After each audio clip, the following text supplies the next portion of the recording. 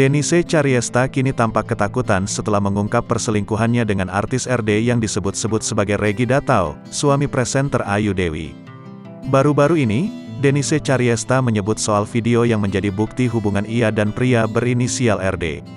Denise Chariesta mengatakan, saat masih menjalin hubungan perselingkuhan, RD kerap merekam aksi mereka. Bahkan Denise menyebut RD sering merekam dirinya di berbagai kesempatan. Lantaran itulah Denise takut bila suatu saat video tersebut tersebar. Namun Denise menyebut bila video tersebut tersebar, ia sudah tahu siapa pelakunya.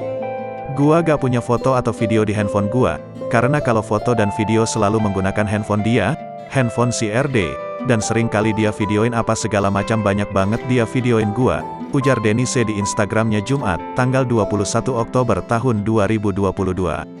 Oleh karena itu Denise mewanti-wanti jika video maupun foto pribadinya tersebar dan viral di media sosial, maka pelakunya adalah pria berinisial RD. Lantaran hanya RD lah yang memiliki video tersebut. Video-video gua banyak di HP dia, kalau ada video-video aneh gua tersebar itu berarti dia yang nyebarin. Pasti dialah, wong gua cuma sama dia, ungkapnya. Denise bak ketakutan kini menyebut pengakuannya di hadapan media bukanlah dengan niat jahat.